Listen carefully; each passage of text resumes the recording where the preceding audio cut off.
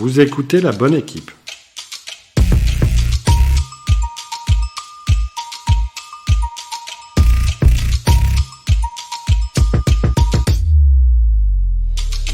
On a déjà dû vous poser la question « Qu'est-ce que tu veux faire quand tu seras grand ?» Et en général, la réponse est « J'en sais rien ». Parce qu'on a besoin de bouchers, de business développeurs, de data scientists, d'infirmières, de maires, de militaires ou encore de pompiers, le podcast La Bonne Équipe, c'est le podcast des métiers. En partant d'un principe assez simple, la bonne équipe, c'est d'abord celle qui se complète en étant persuadé, bien sûr, que tout le monde a un rôle à jouer dans la société. Au travers des interviews que je vais dresser de mes invités, l'idée sera de comprendre en quoi consiste leur métier, quelles en sont les sources de plaisir ou les contraintes, l'idée étant bien sûr de vous inspirer un maximum. Je m'appelle Jérémy Muselet, je suis intervenant en école de commerce et plein d'autres choses encore, et je vous souhaite une bonne écoute.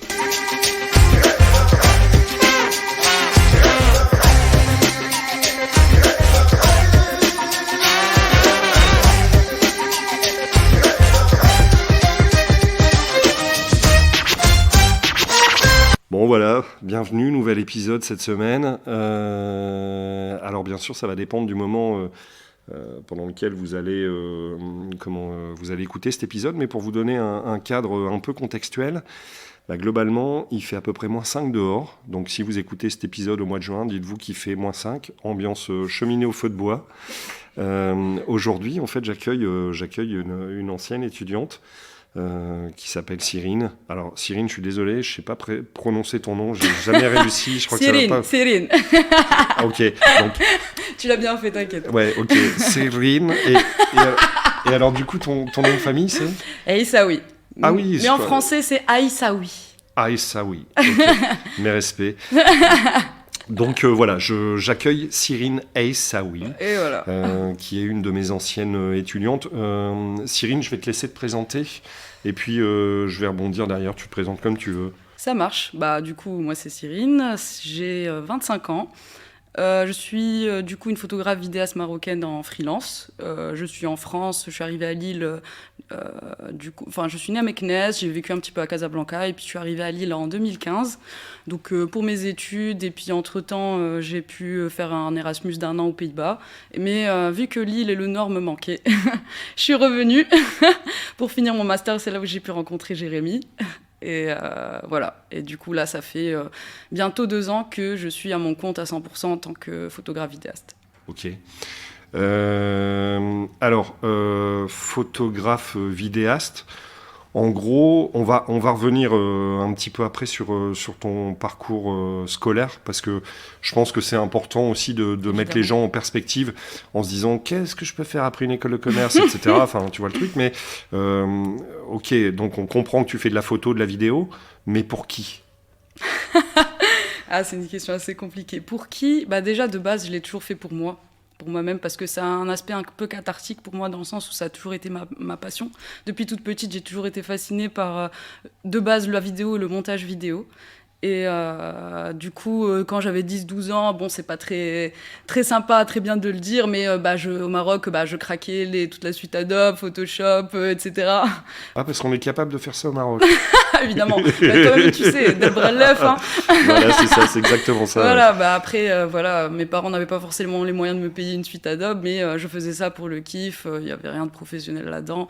Donc, parce que j'étais toujours fascinée par le cinéma, j'adorais aller au cinéma, parce que c'était un art un peu qui combinait plusieurs arts que j'aime beaucoup, qui sont un peu le visuel, l'audiovisuel, mais surtout la musique aussi, parce que de base, je suis une guitariste, ça fait 10 ans, donc j'ai commencé un peu quand j'avais 10-11 ans, et oui, voilà, c'est ça. Et du coup, je suis très sensible à tout ce qui est artistique, musical, etc. Et donc de base, je l'ai fait pour moi. Je faisais que ce soit des vidéos de famille ou peu importe, ou des petits courts-métrages pour le kiff, etc. Et puis au fur et à mesure que de mes études et de mon parcours, j'ai aussi fait l'option CAV au lycée. Je sais pas ce que c'est. C'est l'option cinéma audiovisuel. C'est-à-dire que c'est une option en plus qu'on a au bac, qu'on fait au lycée. Ah ouais. Où on étudie le cinéma, donc on faisait ça tous les samedis matins, soit de 10h à midi, soit de 8h à 10h. Et on étudiait tout le cinéma, les Godard, tous les mouvements du... Mais je me permets de te couper parce que pour le coup, c'est vraiment un truc que je connais pas. Oui. C'est quoi? T'étudies, je sais pas moi, ce qu'a fait Godard, ou tu rentres Toute vraiment l'histoire. dans le Ah, c'est que Toute de l'histoire l'histoire du ou du cinéma. style, je sais pas, on dit. Alors, j'y connais pas grand-chose, Le mais cinéma il d'auteur. tourne en contre-plongée. Exactement, si. Il y a aussi le tu- côté technique, Ah oui, théorique oui, oui. et l'histoire. C'est-à-dire que des débuts du cinéma, donc en France, etc., jusqu'à aujourd'hui.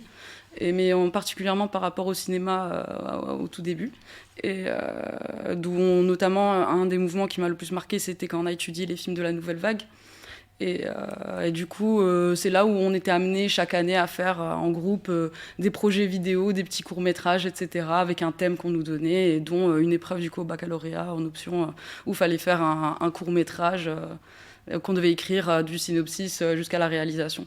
Et D'accord. du coup, mon papa m'avait offert un petit appareil photo, un petit Nikon, qui prenait des vidéos également. Et du coup, ça me faisait vraiment plaisir de m'en servir pour justement utiliser mes petites compétences que j'avais apprises de façon autodidacte sur le montage vidéo, etc.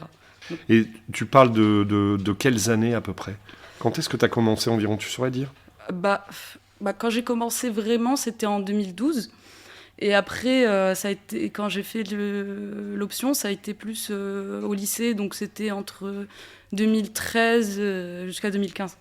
D'accord. Et je sais pas, en fait, la raison pour laquelle je t'ai contacté, c'est que il y a un truc qui m'a marqué, c'est la première fois que j'ai discuté avec toi, c'était pendant une pause en l'occurrence. Est-ce que tu te souviens ce que tu m'as dit ou pas? Et est-ce que tu te souviens de la teneur de l'échange ou pas du tout? Je me rappelle qu'on en a beaucoup bien échangé, mais je ne sais pas précisément qu'est-ce que j'ai pu te dire qui t'a marqué, dont tu te rappelles encore. Ah ouais, mais c'est le truc qui m'a marqué, tu vois, c'est que à un moment donné, forcément, je dis souvent, je sais pas, vous avez envie de faire quoi comme métier? Et puis, et là, tu me dis cinéaste. Et là, je me dis, what? Et je me dis, mais tu t'es trompé d'études. Enfin, je n'ai pas des prétentions d'être Spielberg, mais ça, dans ce domaine-là, tu vois, je peux pas vraiment t'apprendre. C'est vrai.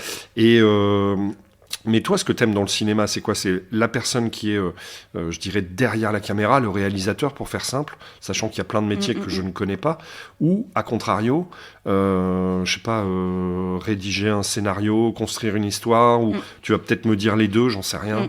En fait, ce qui m'intéresse vraiment dans le cinéma, c'est déjà d'être derrière la caméra, parce que moi, devant, c'est insupportable pour moi, je suis pas faite pour être devant, mais tout ce qui est dans la réalisation, donc la construction, même la construction d'un synopsis, même si j'ai pas un grand talent pour l'écriture des dialogues, etc. J'aime quand même beaucoup donner des idées, faire des storyboards, mais en fait moi tout marche par le visuel. Par exemple, quand j'ai des idées de courts-métrages ou de projets vidéo, les premières idées qui me viennent à l'esprit, c'est d'abord quelque chose de visuel. Des visuels, j'ai limite des fois la bande-son, les musiques que j'ai déjà envie d'utiliser, je les connais bien avant d'avoir écrit l'histoire.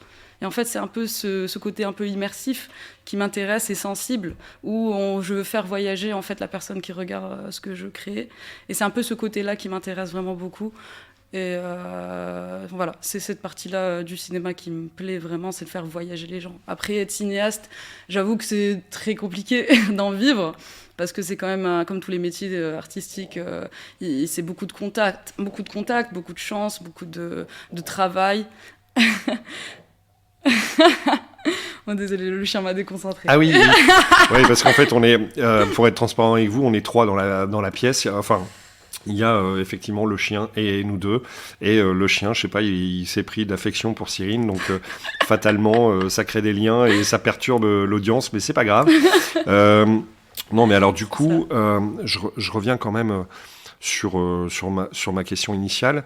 Aujourd'hui, donc tu me dis, voilà, je suis photographe vidéaste, mais qu'est-ce que tu photographies ou quel type de film tu fais? Ta clientèle, c'est qui en gros? Alors, pour commencer, vu que j'ai créé cette entreprise il y a qu'1 an et demi, il est important de pouvoir en vivre. Et du coup, ce qui est un petit peu dommage, un peu difficile pour moi, c'est dans le sens où les projets vidéo ou photos que je vais faire, ça ne peut pas être forcément quelque chose qui va me plaire à 100%, parce que je ne vais pas faire du grand cinéma, etc. Mais ça va être beaucoup de portraits. Je fais aussi beaucoup de corporate, du mariage aussi. Ça fait un an. Alors pour ceux qui ne voient pas ce que c'est du corporate, qui ne connaîtraient pas le Ouais. mot, parce que je vois que tu C'est es totalement bilingue, mais c'est quoi corporate? C'est donc tout ce qui est des événements d'entreprise, séminaires ou des portraits ou des films institutionnels, des choses comme ça. Donc tout ce qui participe en fait à la stratégie de communication des entreprises. D'accord. Visuellement. Ok. Voilà, donc c'est un peu tout ça. Et de base, moi, à l'époque où j'étais encore étudiante à MBA, en alternance, donc je travaillais à la technologie en tant que commerciale, du côté des distributeurs à l'international, je faisais ça à côté. Soit mes week-ends ou en soirée, en semaine, où je faisais beaucoup de photos dans le monde de la nuit. Donc c'était là où j'appréciais beaucoup parce que le travail s'articulait beaucoup par rapport à la liberté des corps et un petit peu une sorte que j'aime bien de chaos, de désordre dans l'ordre. Un bordel organisé, quoi. Un bordel organisé, exactement. Voilà. Et en fait, c'est ce que j'aimais beaucoup parce que vu que ça se passait la nuit, donc il y a beaucoup de jeux de lumière et j'appréciais beaucoup jouer avec ça.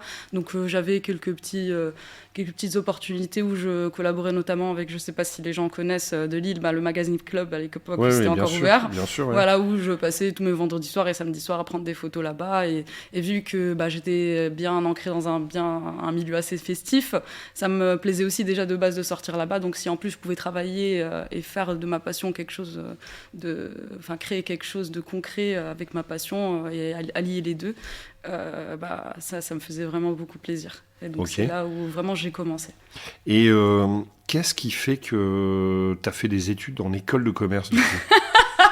Alors, de base... Je pense avoir une hypothèse sur le sujet, mais... Je pense que tu sais très bien. Mais de base, vu que je suis marocaine, donc j'avais quand même des parents assez compliqués dans le sens où les études, c'est très important. Et j'étais un peu une grosse matheuse. Donc tout ce qui est mathématiques, j'adorais. Même si la philosophie au lycée, j'aimais beaucoup.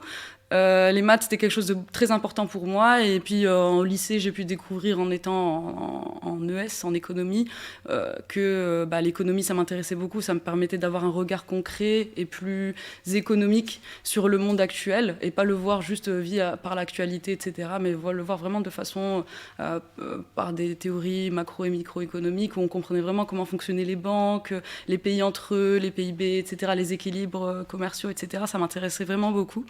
Mais je voulais pas non plus tomber dans les mathématiques et les études scientifiques, t'es que médecin, avocat, pardon, pas avocat, médecin, mais ingénieur, etc. Et du coup, mes parents, qui ont tous les deux fait un bac S, voulaient absolument que je fasse S, donc ça a été un long combat pour moi juste d'étudier l'économie.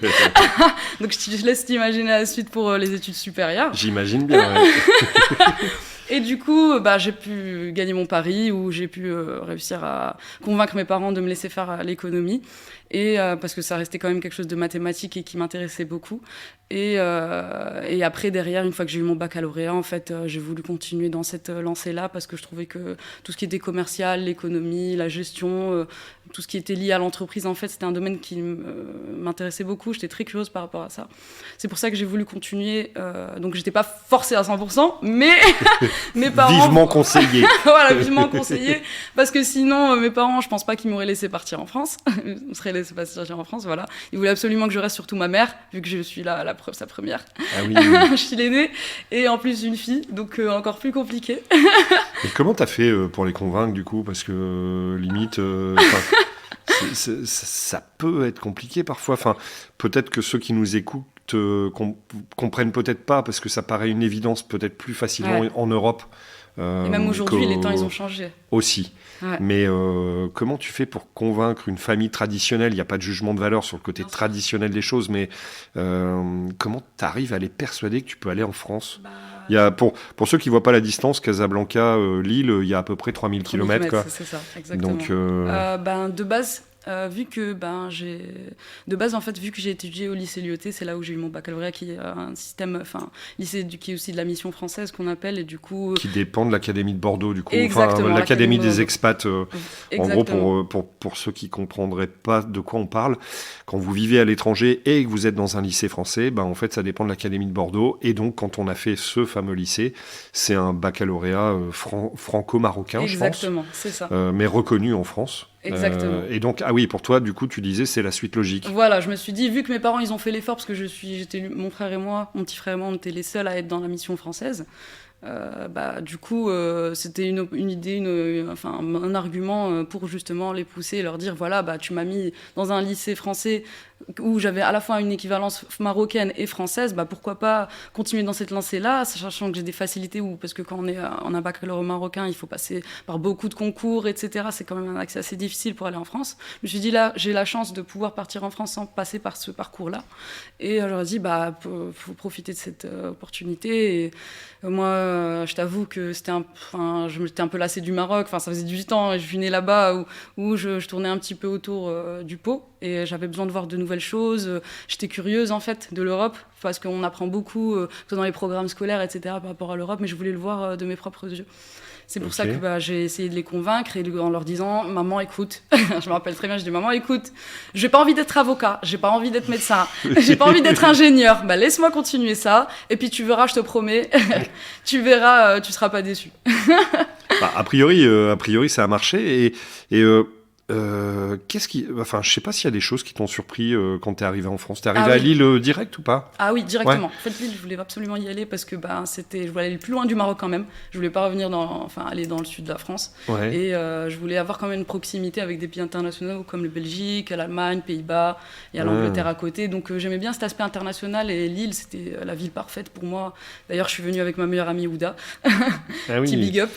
Ouais, c'est ça. Ouda, on t'embrasse. Ouda est aussi une ancienne élève pour le coup. Ouais, et on a un soutien moral et du coup on s'est dit au moins on est à la 2 là-bas et quand on est arrivés toutes les deux à Lille, c'est sûr qu'il y a eu quand même un gros choc culturel parce que même si on a beau regarder des fois la télé française, avoir une culture, connaître les programmes, etc. Français, on a quand même un choc culturel, que ce soit par rapport à l'échange avec les gens, l'approche des gens, etc. Mais on n'a quand même pas du tout été déçus d'arriver à Lille. Pourquoi ? Parce que même s'il fait très très froid... On t'abuse. Attends, ce matin, tu vois, ici, il faisait que -8. J'ai envie de te dire... Et les hivers au Maroc, c'est 15 degrés, en tout cas à Casablanca. Donc voilà. Mais malgré le froid, il y a quand même une chaleur humaine derrière. Et c'est ça que ça nous a quand même beaucoup aidé par rapport à, je pense, d'autres parties de la France. Mais en tout cas, à Lille, celle que j'ai connue, c'était très appréciable. Et du coup, oui, il y a eu un petit choc culturel quand même, que ce soit même au niveau des entreprises, la manière de faire, les échanges, etc. Il y a beaucoup de codes sociaux, en fait, qui n'étaient pas du tout les mêmes qu'au Maroc. Ok. Et je sais pas, racisme, xénophobie, ça t'est arrivé ou pas ? Ça fait un peu cliché, mais en même temps, je pense que parfois, on s'en rend pas nécessairement compte quand on est européen, parce que on peut être maladroit sans pour autant être xénophobe. Oui, alors il y a beaucoup de maladresse, mais je pense qu'il y a un peu de racisme inconscient, mais je l'ai pas été vraiment victime directement, ou en tout cas, je m'en rappelle pas, parce que je suis pas quelqu'un de rancunier, donc j'essaie d'oublier vite et d'avancer. Mais c'est sûr que le poids de l'actualité, etc., que ce soit même au niveau politique, etc., moi, je regarde plus la télé, quoi. C'est quelque chose qui me bouffe. Pourquoi ? C'est beaucoup d'injustice, beaucoup de jugement. On critique beaucoup, en tout cas, pour ma part, le monde maghrébin, la population maghrébine qui est en France. Et c'est sûr que je vois ça comme une attaque, alors que c'est juste quelque chose où les gens ne sont pas juste au courant de ce que c'est vraiment un vrai Marocain ou un vrai Algérien, un vrai Tunisien, etc. Il y a vraiment une grosse différence entre la diaspora marocaine ou maghrébine qui est née en France et nous, en tant que, en tout cas je parle pour mon pays, de vrais Marocains qui sont nés au Maroc et qui arrivent en France. Ouais. Moi, tu vois, la difficulté que je fais sur... alors, je sais plus comment on appelle ça, les Français issus de l'immigration, un truc comme ça, c'est que je trouve qu'en fait, finalement, ces gens-là, je parle pas des vrais Marocains au sens nationalité marocaine, mais je me dis, ces gens-là, en fait, ils sont un peu déracinés. C'est-à-dire, à la fois, on les regarde comme s'ils n'étaient pas français, et en même temps, quand ils repartent, parce que moi, je l'ai vécu, quand ils repartent dans leur pays d'origine, on se dit, mais en même temps, c'est pas des vrais Marocains. C'est vrai. Et donc, du coup, je me dis, punaise, si moi, j'étais né comme ça... Je pense que oui, parfois j'aurais du mal à savoir où est-ce que je me situe. Est-ce que je suis finalement français ou marocain? Il y en a qui vont dire les deux, et puis il y en a d'autres qui ont du mal à trouver aussi leur positionnement, je Je pense. suis totalement d'accord avec toi. Pour moi, excuse-moi des mots, mais ils ont vraiment clairement le cul entre deux chaises. Ouais. C'est-à-dire que, oui, comme tu as dit, à la fois quand ils rentrent dans leur pays, ils sont pas forcément considérés comme des vrais Marocains. Et quand ils sont en France, ils sont considérés pas comme des vrais Français. Et c'est ça qui est un peu la difficulté de la chose. Mais au contraire, il faut...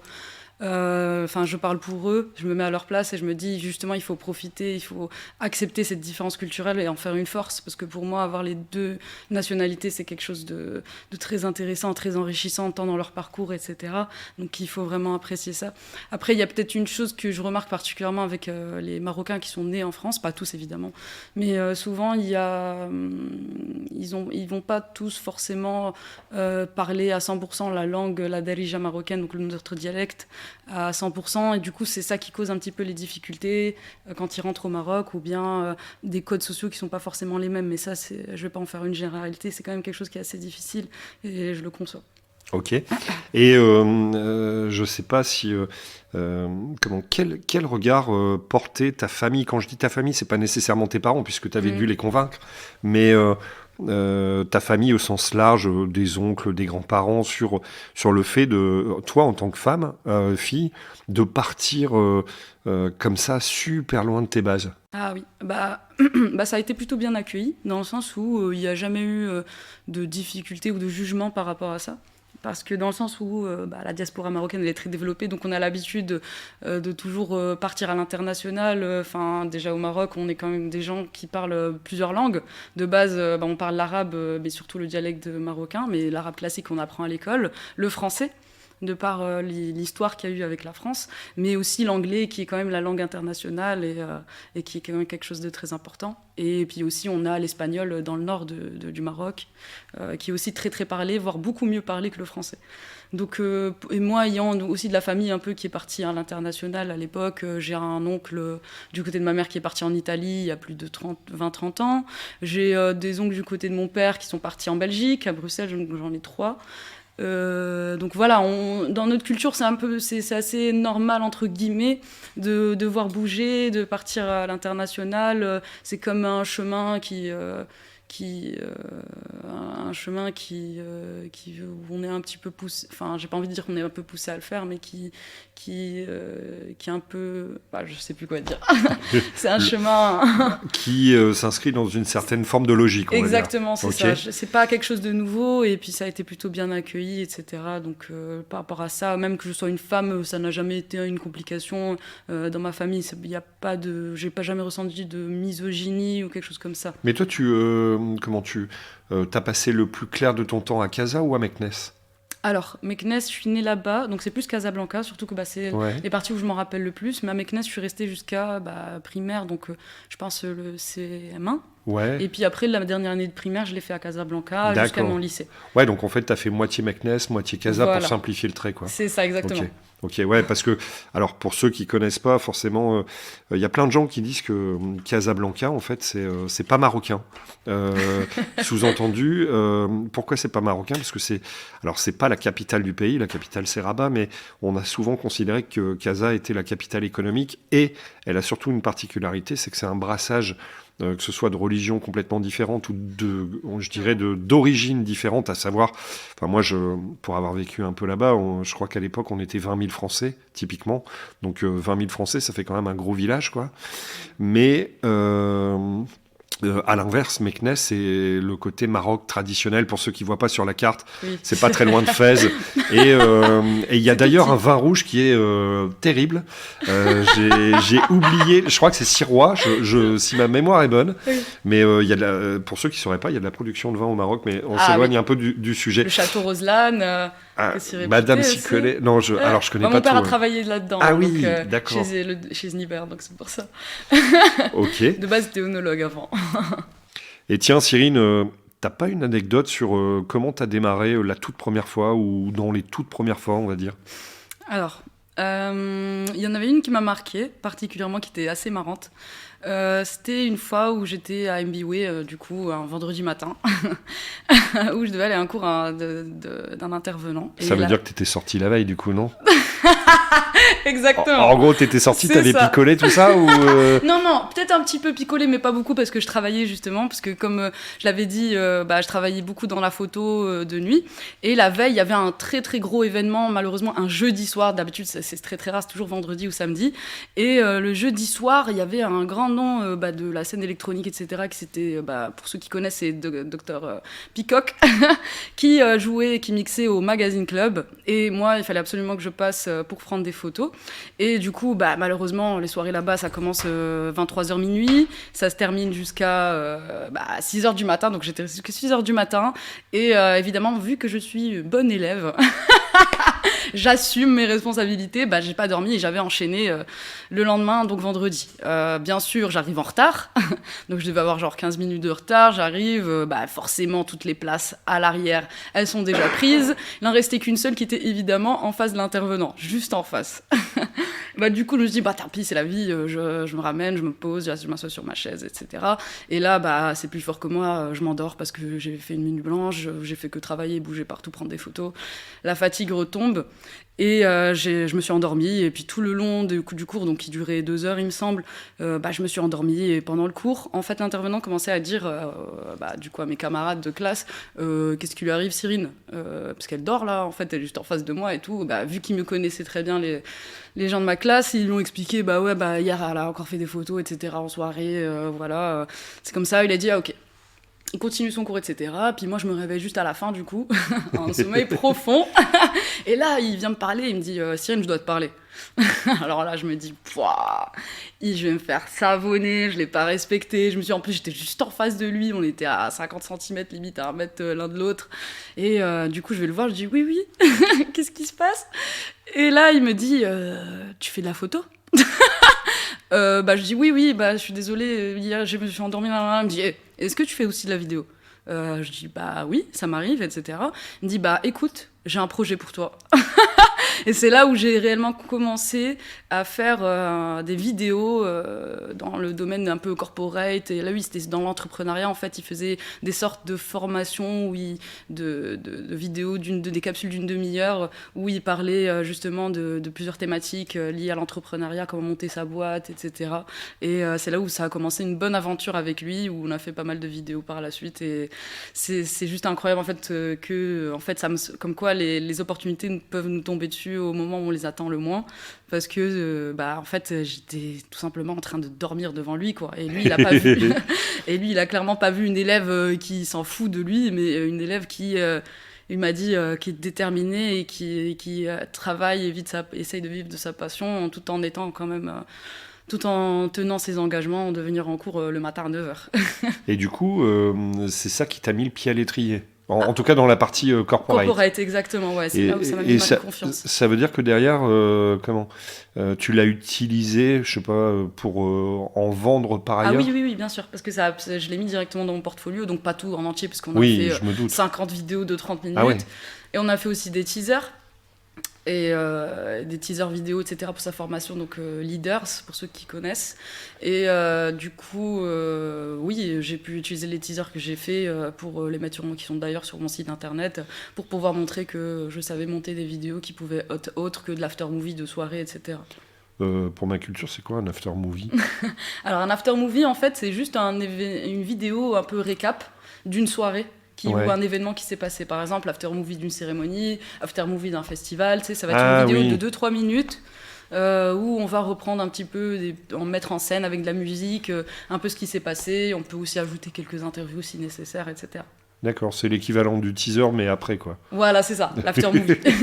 Ok, super, ça marche. Voilà. Et comment tu...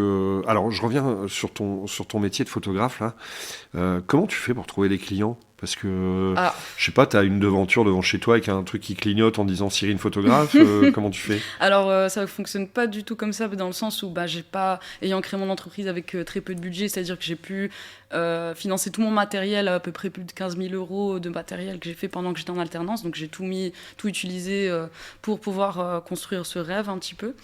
Et donc, j'ai pas les moyens de m'offrir un local commercial et puis j'ai même pas forcément la volonté. Ouais. Dans le sens où c'est pas quelque chose, c'est pas un domaine dans lequel j'aimerais aller, la photo studio, etc. C'est pas la base de mon activité. Mais justement, c'est là où je remercie beaucoup, donc, que ce soit mes formations dans le commerce avec MBWay, etc. Et mon expérience professionnelle, tout se base sur la prospection. En fait, quand on pense au métier de photographe vidéaste, on se dit ah bah c'est bon, il fait à 100% que de la photo et de la vidéo, il a fond derrière sa caméra, sur son ordi en train de faire du montage, en train de faire de la retouche photo, etc. Alors que c'est pas du tout le cas. C'est un métier où je pense comme beaucoup de métiers freelance où à 70% de notre temps, on le passe à faire de la prospection, à répondre à des emails, à faire des appels, à se déplacer.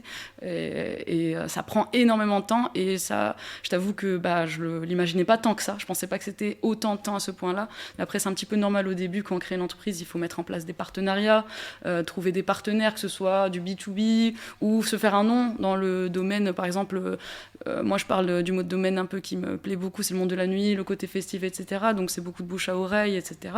Donc, tant aussi dans la photo de particulier, que ce soit les portraits, les mariages, c'est beaucoup de bouche à oreille. Donc, la prospection, en fait, ça se fait par divers canaux, mais c'est clair que c'est beaucoup. Par exemple, moi, j'ai un gros Excel avec des milliers de lignes où je vais mettre la liste par catégorie avec toutes les entreprises, avec des petits commentaires, des noms de contacts, que ce soit aussi donc des entreprises que ce soit pour des événements corporate ou que ce soit avec des agences. Ou que ce soit des agences, des wedding planners, donc pour les mariages, comme ça peut être des contacts, que ce soit à la mairie, etc. etc. Donc en fait, ce qui est pratique dans le métier de photo et vidéo, c'est quand même que c'est un métier dont on aura toujours besoin aujourd'hui parce qu'on est un peu entré dans l'ère du digital, ça fait quand même pas mal d'années. Et du coup, il y a... Je suis pas au courant. C'est ça. Et du coup, je t'en apprends. Ouais, mais c'est un peu le but, tu vois. Je me dis, moi, je suis un vieux boomer, donc du coup, j'ai besoin d'apprendre. Mais oui, on est entré dans l'ère du digital, donc. Il y a toujours besoin de photos et de vidéos, que ce soit même de la communication. Tu fais de la photo argentique ou pas, tiens? J'en fais, oui. Tu fais toi-même tes développements? Non, pas encore, parce que ça me coûte un peu d'argent et ça prend un peu de temps. Parce qu'il faudrait un peu un espace dédié chez moi, et moi, je t'avoue, j'ai pas trop le temps pour faire ma petite chambre noire, etc. Mais après, ça coûte pas super cher de le faire, c'est-à-dire que tu peux avoir des kits à 80-100 €, où tu le développes toi-même, t'as des trucs où, avec les liquides, etc., selon si tu fais du noir et blanc ou de la couleur. Mais l'argentique, oui, j'en fais depuis que je suis arrivée en France. Parce que d'ailleurs, mon premier argentique, je l'ai acheté à la braderie de Lille. Sans dans déconner. Un stand. Ah oui, dans un stand. C'était quoi ton appareil? Alors, c'est un Kodak... Oula, je me rappelle plus. C'était un Kodak, mais je me rappelle plus de la référence. Okay. Si tu veux, je te la donnerai à la fin. Non, mais c'est... Mais c'était un boîtier que j'avais acheté à 60-70 €, ce qui est que dalle. Et quand tu vois la qualité de la photo, le charme, le grain, les couleurs, c'est juste magnifique. Mais du coup, je fais ça seulement pour des projets personnels et pas pour du professionnel. Pour le coup. Et tu parlais tout à l'heure de clientèle de mariage, donc peut-être que là, les gens vont forcément peut-être te demander plus d'impressions, de photos physiques, j'entends. Mais tu as beaucoup de gens, si on oublie la clientèle mariée, tu vois, tu fais des photos corporate, tu as des boîtes qui vont te demander une impression ou c'est juste... tirages photo? Oui, pardon, excuse-moi. Pour le moment, ça m'est jamais arrivé, à part quelques devis que j'avais faits où ils voulaient absolument des tirages sur place pour des événements. Ouais. Donc ça peut arriver. Mais si ça arrivait à l'avenir, je louerais tout simplement matériel pour imprimer sur place. Mais c'est pas vraiment la base de mon activité. Le tirage, je vais toujours les renvoyer vers des labos. Et tu vois, tout à l'heure, tu disais j'ai un matos qui vaut à peu près 15 000 €. Si quelqu'un, tu vois, nous écoute et que quelqu'un qui, alors, a priori, est intéressé par la photo et a déjà peut-être son petit matériel, mais globalement, tu es obligé d'investir cette somme-là pour démarrer, ou c'est juste parce que, pas du tout. À mesure que le temps passe... C'est ça, pas du tout. En fait, moi, j'ai commencé la photo avec un boîtier à 200 €, quoi. Donc, ce qui fait de très bonne qualité et qui faisait aussi la vidéo en HD, Full HD. Ouais. Et c'était vraiment très, très beau. Et en fait, le matériel, ça fait pas le photographe. Certes, ça sert pour, du coup, quand tu veux monter dans un niveau assez professionnel, mais c'est pas du tout nécessaire, loin de là. En fait, à 80%, c'est comment on utilise son matériel. Et vous serez vraiment étonné du résultat que ça fait quand on sait très bien utiliser son boîtier, que ce soit avec ce qu'on appelle le triangle. J'ai oublié le mot, mais c'est un triangle où il y a 3 caractéristiques, 3 éléments qu'il faut faire au niveau des réglages. On a les ISO, la vitesse d'obturation. Ouais. Et l'ouverture. Ouais, okay. Et l'ouverture. Et ces 3-là, si on arrive à comprendre le système, comment ça marche, donc c'est un peu, ça va être un peu des formules mathématiques, mais il n'y a pas besoin d'être fort en maths pour faire ça. Si on sait très bien l'utiliser et savoir l'adapter par rapport à la lumière, t'as tout gagné. Donc il faut juste savoir l'utiliser. Et après moi, au fur et à mesure, j'ai dû investir dans le sens où il fallait avoir un neurodynamique adapté, particulièrement quand on a des photos qui pèsent très très très lourd, facilement des fois, par exemple pour démarrage, j'envoie des 5 à 10 gigas de photos. Ah oui. Voilà. Et du coup, le processeur, il a besoin quand même d'assez d'énergie. Et c'est pour ça que j'ai dû monter en grade par rapport à mon ordinateur. Soit aussi, en fait, ça coûte aussi cher dans le sens où, parce que j'ai acheté du matériel studio chez moi avec des fonds, des flashs. Donc il y a beaucoup de choses. Ah oui. Et il y a aussi le côté vidéo qui coûte rapidement très cher, où il faut payer un bon stabilisateur. J'ai acheté aussi un drone, des DJI qui, je trouve, une marque qui me plaît assez bien. Les stabilisateurs aussi, les objectifs qui coûtent rapidement cher. Et vu que j'avais commencé par prendre des photos un peu dans le monde à la nuit, où il y a une très faible luminosité, un très faible éclairage, il est important d'avoir une grande ouverture. Donc l'ouverture, c'est un peu le chiffre de l'objectif qu'il y a après la lettre F. Donc par exemple, moi, un f.1.8, c'est une très grande ouverture. Par contre, si le chiffre grandit, donc si, imaginons, on a un f3.5 ou je dis des conneries, des trucs comme ça, l'ouverture, elle est moins grande. Du coup, ça laisse beaucoup moins de lumière rentrer et du coup, ça donne une image sombre. Ah. C'est pour ça que ça peut coûter un peu cher. Ok. Et en fait, tout dépend des projets qu'on veut faire. Et le matériel, en fait, s'adapte par rapport à ça. Moi, c'est juste que j'ai des photos particulières. Enfin, j'ai un style particulier et du coup, j'adapte mon matériel par rapport à ça. Mais il n'y a pas de vrai matériel, de meilleur appareil photo. Ça, c'est totalement faux. Ça dépend juste de ce que tu veux faire exactement. Ok. Et qu'est-ce que j'allais dire ? Enfin, moi, je t'avoue, j'y connais pas grand-chose. Alors, dans mon entourage proche, j'ai mon beau-père qui fait de la photo avec des boîtiers de compète. Mais est-ce que et qui voulait d'ailleurs en faire son métier à l'origine, est-ce que tu es capable demain, j'en sais rien, tu vois là au moment où on enregistre l'épisode, c'est la Coupe du Monde, est-ce que tu es capable d'aller sur le bord d'un terrain de foot et faire du shooting photo, ou aujourd'hui par exemple typiquement avec c'est le matériel c'est du matériel que t'as pas parce impossible. Que non, impossible, c'est vraiment un matériel quand on le voit dans les matchs de foot, on voit bien les photographes oui. avec des objectifs qui font 2 mètres. Oui. C'est des objectifs qui coûtent très très très cher, ça se compte en milliers d'euros.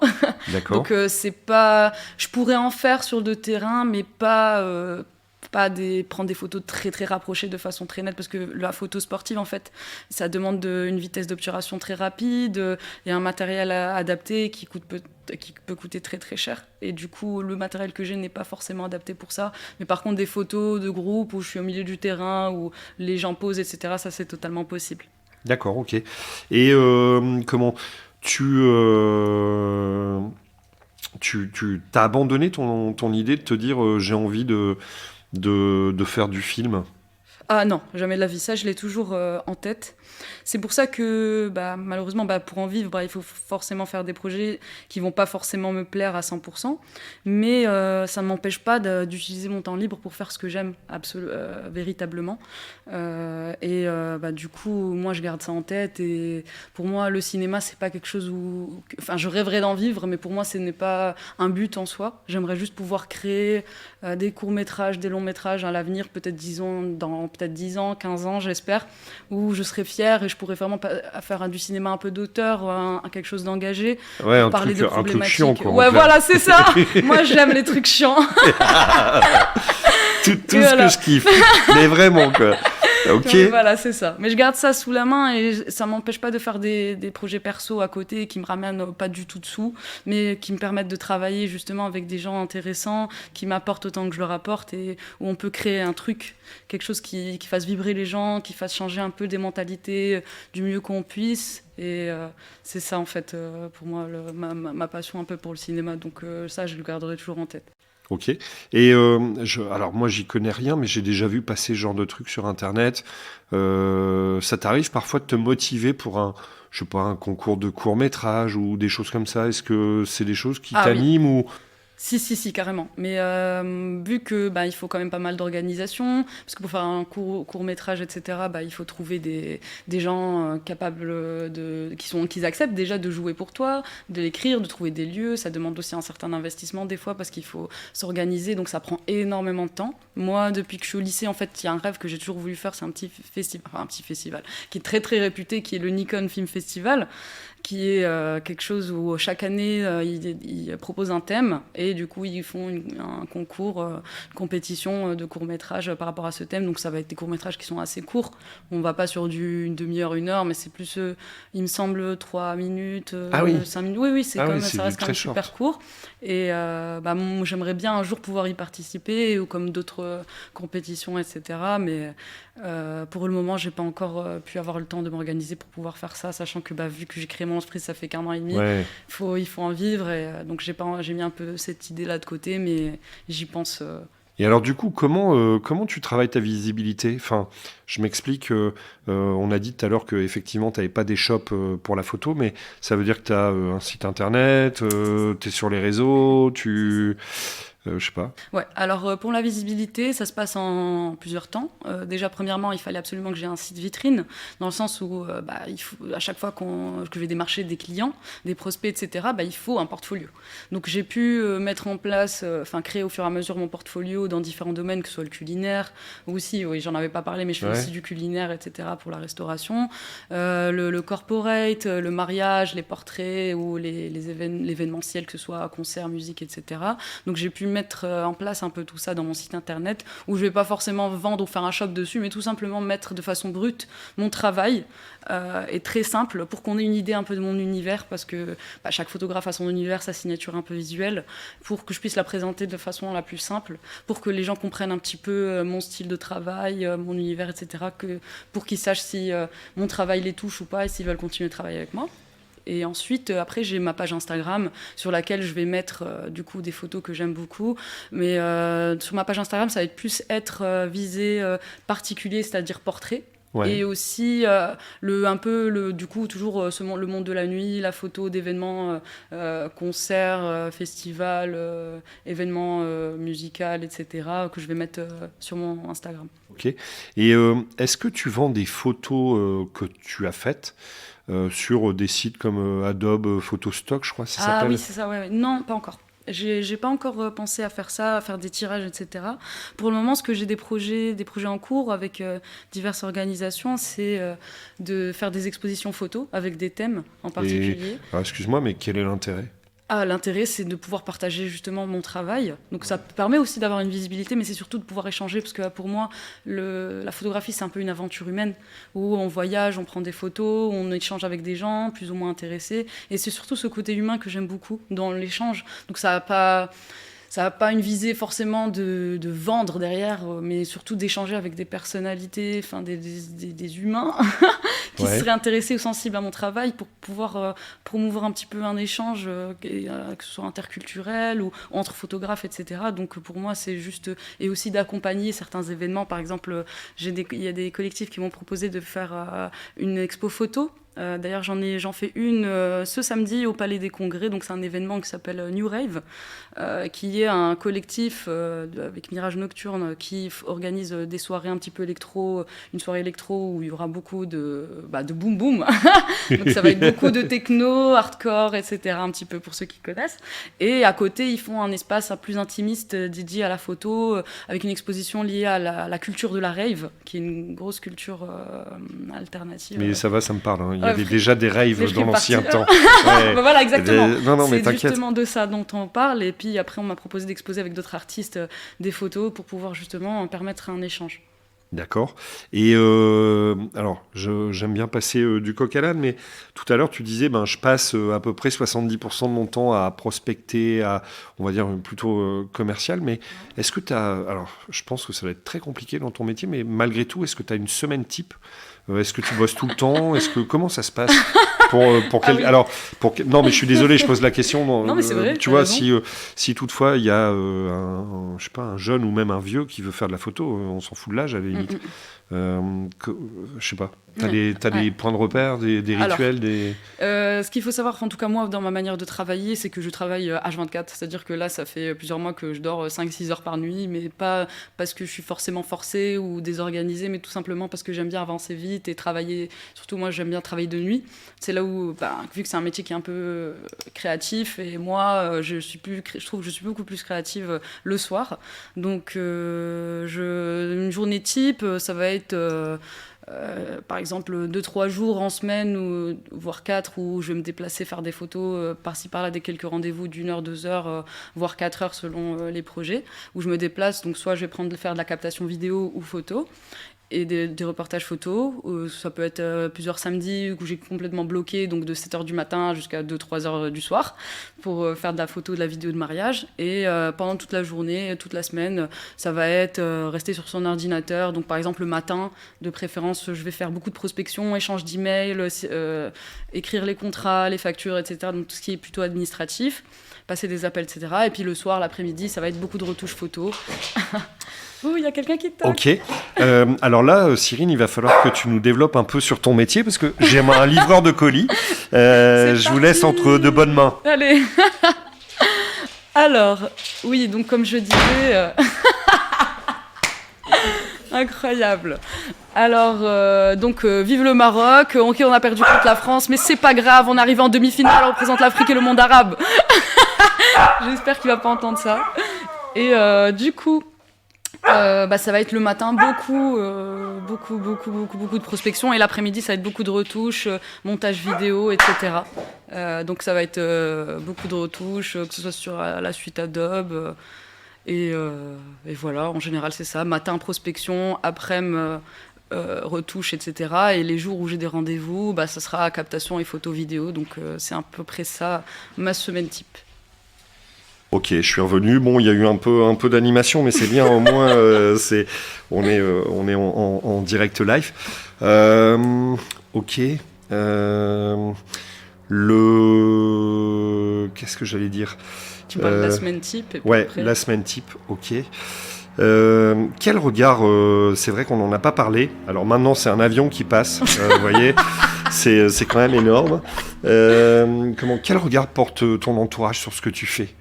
Parce que pour des parents, potentiellement, ça peut... Enfin, parents ou famille au sens large, ça peut être anxiogène, non ? Ah oui, c'est très complexe, très très très compliqué, dans le sens où déjà, le fait de se lancer dans un métier dans lequel on n'a pas forcément de base, que ce soit diplôme, etc., c'est très compliqué.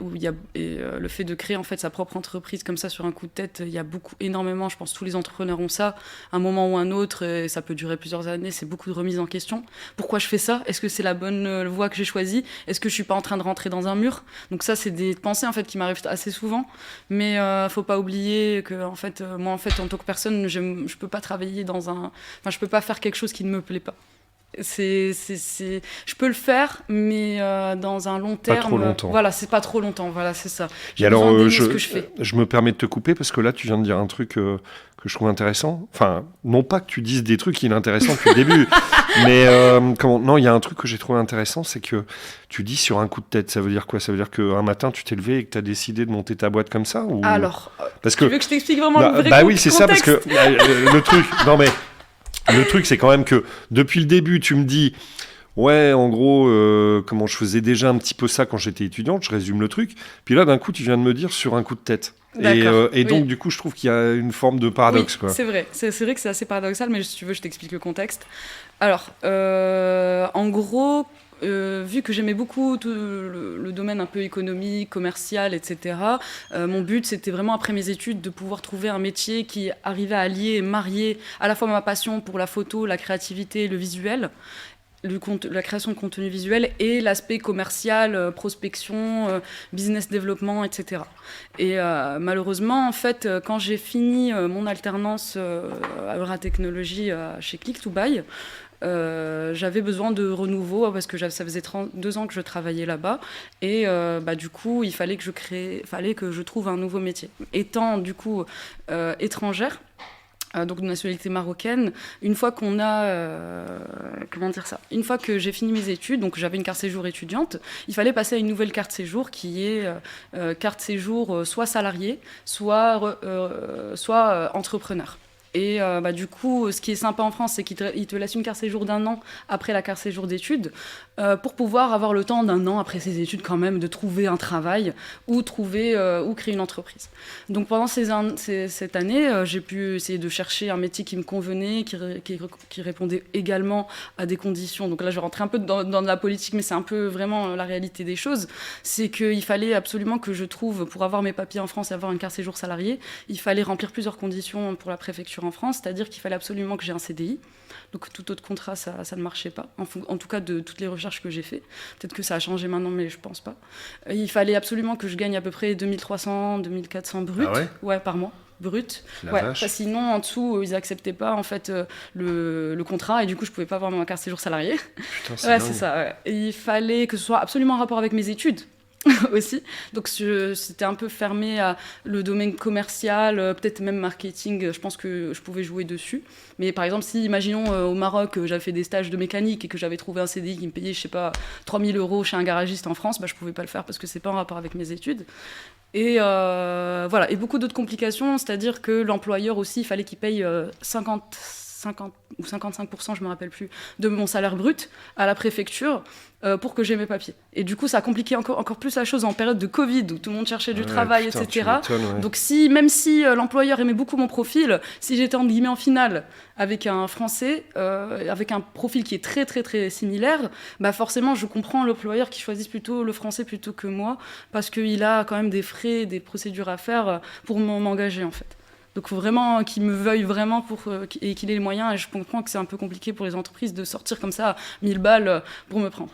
Et voilà. Du coup, et en plus, moi, c'est un peu compliqué dans le sens où il fallait que je trouve un métier vraiment qui me corresponde et que je voulais pas faire quelque chose, surtout si j'ai un CDI, de pouvoir...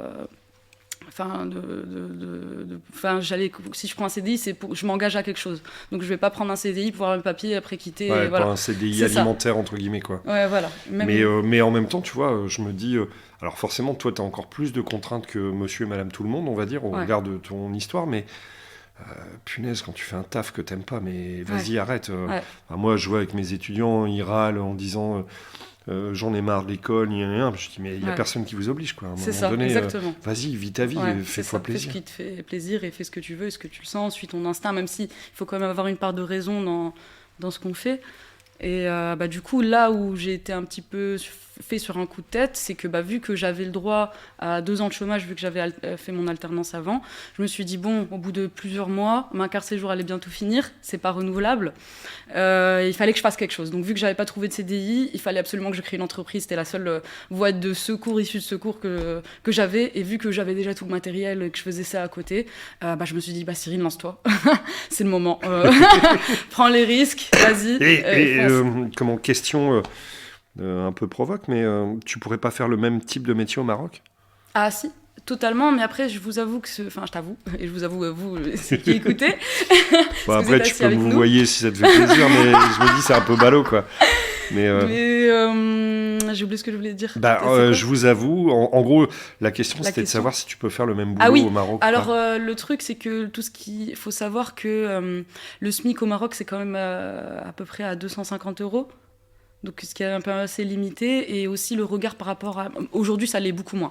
Mais le regard par rapport au métier artistique, c'était un peu... c'est beaucoup plus difficile qu'en France, dans le sens où on donne un petit peu moins de crédibilité à quelqu'un qui va commencer dans la photo s'il n'a pas les bons contacts, les bons filons, etc., pour pouvoir se créer et être un petit peu accepté, en tout cas pour moi, dans ma famille. Et oui, et si tu m'avais posé cette question-là, ma famille, c'est clair qu'elle l'avait pas forcément accepté. Elle me dit, ouais, Cyrine, la photo, la vidéo, le cinéma, c'est un hobby, tu peux faire ça à côté, mais un vrai travail.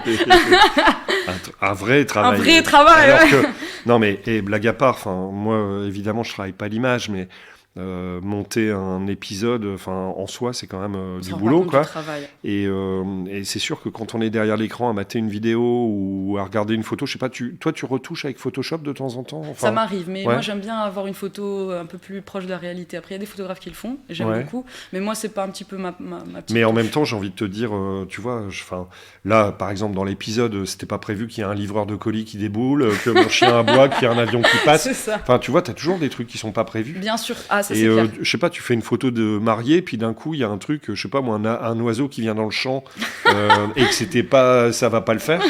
Je peux le retoucher ou tout simplement essayer de reprendre la photo, mais c'est clair que moi je travaille beaucoup avec Lightroom pour la retouche des photos, etc. Alors là, vas-y, en Lightroom, français. c'est Adobe Lightroom. C'est, Lightroom. Lightroom, ouais. Lightroom, il faut le dire en français. Ouais, non, mais c'est ça. Lightroom. Ouais, non, mais là, vous voyez, j'ai encore une américaine en épisode. Et pourtant, je fais des efforts en anglais, ça fait une paire d'années, quoi. Mais putain, tu m'as refait, là.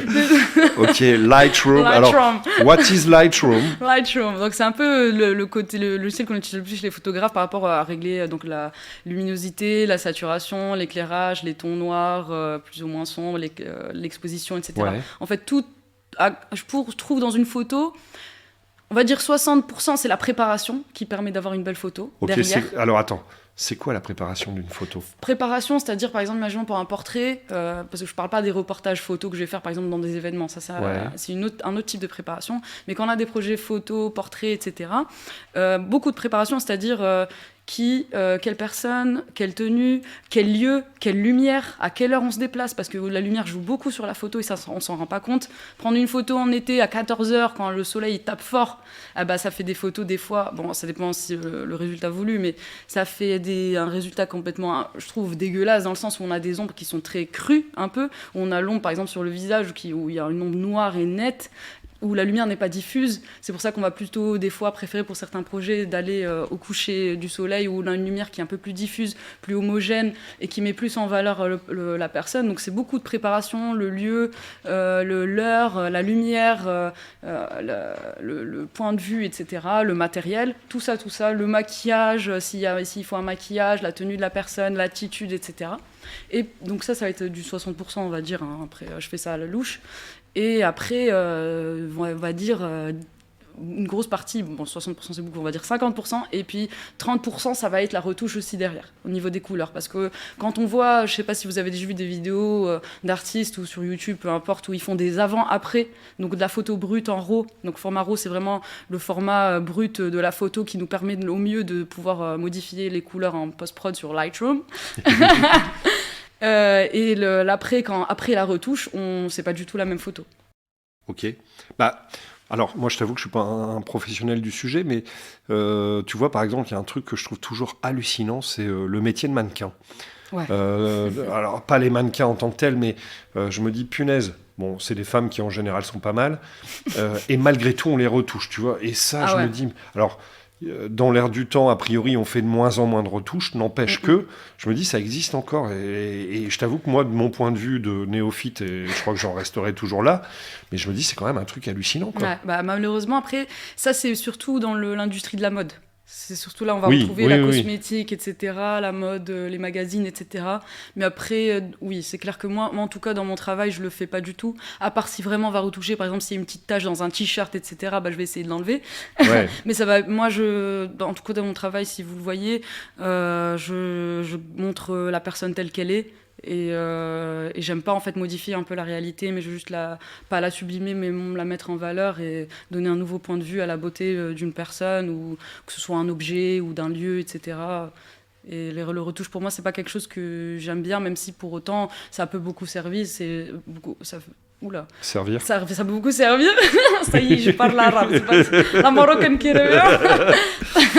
Ça va aller. Ça peut servir. Mais je critique pas du tout ça. Mais en tout cas, pour ma part, c'est pas quelque chose que je fais. Ok. Et tiens, toi qui bosses dans l'image, quel regard tu portes sur les youtubeurs, les influenceurs, les réseaux, est-ce bien, pas bien? C'est un grand monde. Ouais. Alors, les réseaux sociaux, enfin, moi en tout cas, je passe pas, la plupart de mon temps sur Instagram au niveau des réseaux, mais pas non plus comme pour des raisons personnelles, mais surtout comme un outil de travail. Parce que c'est incroyable comment Instagram a été le réseau social, entre guillemets, même s'il y a, il y a Flickr, il y a beaucoup d'autres, il y a un peu Pinterest aussi, mais c'est vraiment un réseau social qui met vraiment en valeur le travail artistique et l'image. Et dessus, je trouve beaucoup d'inspiration, et j'aime beaucoup aussi soutenir beaucoup de collègues photographes, vidéastes qui m'apportent beaucoup et avec qui on peut entrer en contact. Il y a beaucoup de photographes que j'ai pu découvrir juste via Instagram, avec qui on a pu échanger et se mettre en contact pour s'apprendre, se donner des tips, etc. Donc globalement, c'est quelque chose de bien, les réseaux sociaux, etc. Mais après, c'est clair que en fait, la dérive et un peu le côté toxique que je trouve au niveau des réseaux sociaux, c'est un petit peu le côté narcissiste où on va trop mettre en valeur une personne et donner des standards et des idéaux de société qui sont trop parfaits et qui sont inatteignables parce qu'on est tous des humains et les gens ne se rendent pas compte à quel point les gros influenceurs, je parle de façon générale, influenceurs, je sais pas, mode, qui mettent tout le temps des photos d'eux, qui font qui signent des contrats pour vendre des produits, etc. Bah, ils sont à 100% retouchés. Il y a beaucoup de mise en scène. Ils donnent l'impression que c'est facile d'être beau dans des standards de beauté généraux qu'on trouve un peu, mais on se rend pas compte à quel point ils ne sont pas comme ça au naturel et que c'est une image qu'ils donnent malheureusement et malheureusement ça peut créer beaucoup de frustration de la part des gens, et de dire j'arriverai jamais à atteindre ce niveau, on se rabaisse, et ça il faut surtout pas le faire, il faut pas tomber dans cette dérive là et garder en tête que c'est quand même des gens qui se mettent en scène, où ils ont beaucoup d'assistants maquilleurs, des photographes professionnels, etc. Un peu comme moi en fait finalement. Tu vois, quand t'es comme moi, tu mises tout sur ton physique, tout ça, ben, tu te dis ouais, il faut se donner les moyens de ses ambitions. Mais bien sûr, c'est ça. Après, les influenceurs se vendent beaucoup, c'est un peu eux le produit qu'ils vendent. Bien sûr. Et ça, il faut pas l'oublier.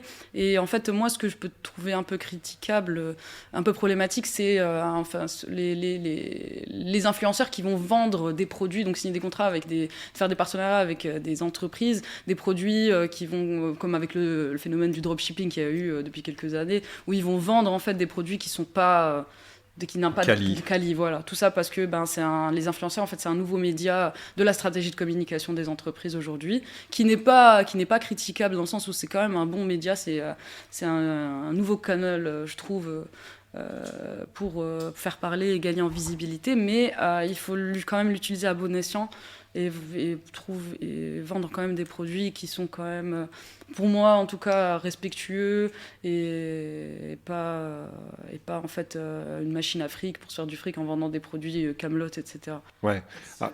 Alors tu vois, moi c'est marrant parce que j'échange souvent avec des collègues. Le regard sur youtubeurs, influenceurs est souvent très sévère. Et moi, je pars du principe que je considère que c'est un vrai métier. Bien sûr. Un vrai métier dans le sens où... Et je me bats aussi contre certains de mes étudiants en disant... tout ce que tu vois à la télé, les Marseillais, les ch'tis ou ce que tu veux, à un moment donné, en fait, ok, t'as l'image des mecs qui sont dans un canapé et qui foutent rien, mais avant d'arriver là, en fait, il y a eu une certaine masse de travail et derrière, il y a aussi aussi du travail. Et typiquement, tu vois, tu disais, ben voilà, le gars, il fait de la promo d'un produit qui est pas quali. Quand tu fais du business, même de la distribution classique, bah, potentiellement, tu peux décider de vendre de la merde ou de décider de vendre un produit qui correspond à ton positionnement. Alors là, c'est le prof qui parle, positionnement marketing et tout. Non, mais blague à part, je me dis, ben, il y a quand même un taf au niveau... si l'influenceur a décidé d'en faire son métier, clairement, et un peu comme toi, parce que forcément, être photographe, vu de l'extérieur, on se dit... Ouais, ben la meuf, elle fait des photos, c'est trop stylé, elle clique sur un bouton, il faut juste aller voir son banquier pour emprunter, avoir le matos. Ouais, sauf que dans les faits, en fait, ça demande... ouais, il y a un vrai taf, quoi. Et donc, je me dis, on peut pas critiquer, et en même temps, je me dis, c'est comme toutes les boîtes, il y a des mecs qui veulent faire du business à tout prix et qui vont s'asseoir, entre guillemets, sur l'éthique. Et puis, il y a des mecs qui font leur boulot sérieusement, en fait. Et donc voilà. Alors... Pour être totalement transparent, j'ai dû m'absenter quelques secondes. J'ai bien entendu que tu étais sur Instagram et que ça te permettait, et ce qui me paraît logique, de faire de l'acquisition client. Mais tu es présent sur d'autres réseaux, sur d'autres réseaux ou pas? Non. Genre LinkedIn, par exemple. Oui, LinkedIn, je commence de plus en plus à essayer de le construire, mais ça va pas être un des réseaux sociaux que je vais utiliser le plus. La plupart, ça va être Instagram, mais j'utilise de plus en plus LinkedIn, où je me suis j'ai mis à jour un petit peu mon profil, j'essaye d'un peu de partager mon travail, mais justement, LinkedIn, ça va servir pour tout ce qui est prospection corporate, exactement. Donc, pour montrer mon travail un petit peu, parce que c'est là où je vais toucher la cible pour ce type de contrat. Et puis après, sur Instagram, ça va être plus être du particulier, un petit peu de mariage et beaucoup plus d'événementiel, concerts, etc. Et TikTok? Non, TikTok, non, pas encore. Mais pas encore parce que, comment dire, ça t'intéresse pas, ou pas encore parce que t'es pas prête, parce que, je sais pas. Pour moi, en fait, c'est pas la cible que j'aimerais avoir ne se trouve pas justement sur ce réseau social. J'aime beaucoup TikTok, mais c'est pas, je ne me vois pas perdre entre guillemets, passer du temps et prendre du temps pour pouvoir faire des vidéos sur TikTok, etc. En fait, c'est pas, en fait, dans ma stratégie de communication, ça reflète pas vraiment mon style et ma personnalité de faire des vidéos. Après, j'en vois beaucoup des photographes qui font, oui, bonjour, qui vont dans la rue, oui, est-ce que je peux te prendre en photo, etc. Ils prennent en photo, ils montrent le résultat. Et par exemple. Ah oui. Non, mais c'est très intéressant. alors, tu vois, j'ai au travers du podcast, moi, je fais bosser, pour ceux qui ne le sauraient pas, je fais bosser une de mes classes sur du marketing digital, et il y a notamment le côté réseaux sociaux, où à un moment donné, j'ai un groupe qui bosse sur TikTok.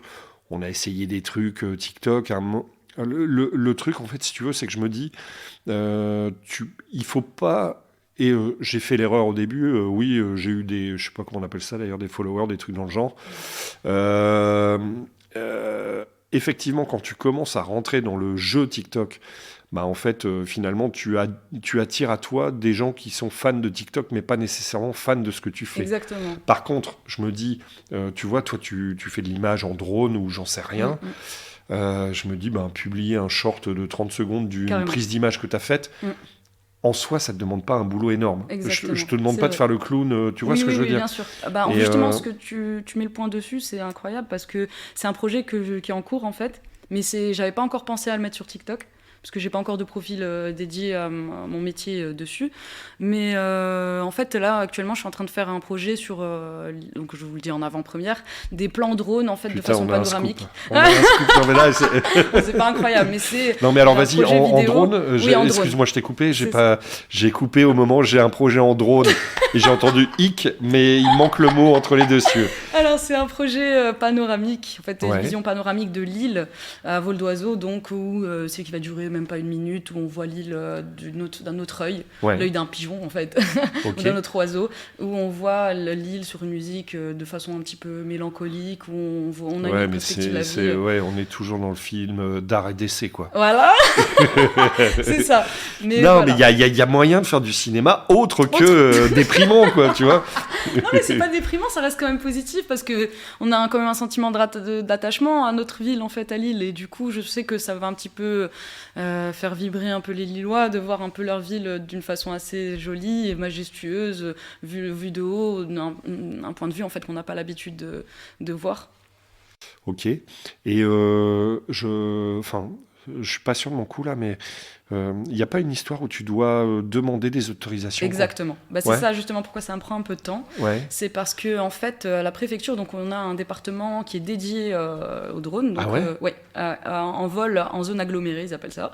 Et du coup, il y a des autorisations, donc des documents CERFA qu'il faut remplir avec la date et l'heure. Alors pour ceux qui ne voient pas ce que c'est un CERFA, c'est tous les documents officiels que vous pouvez remplir pour une carte d'identité, pour tout ce que vous voulez. C'est vraiment le truc d'État sérieux de chez sérieux. Et donc sur ce CERFA, Alors sur ce Cerfa, c'est là où on va mettre donc le matériel, l'heure où on souhaiterait filmer, la date, pour quelle raison, c'est-à-dire qu'est-ce qu'on va filmer exactement, dans quel lieu, l'adresse, etc.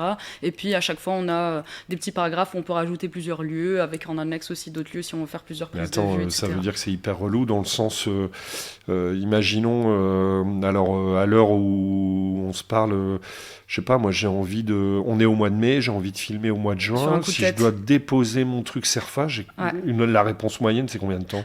En vrai, ce qui m'a étonné, c'est que pour une fois, à la préfecture, ils sont très rapides par rapport à ça. Les gens de la préfecture, si vous écoutez, on vous embrasse bien fort, bien sûr. Je vous aime.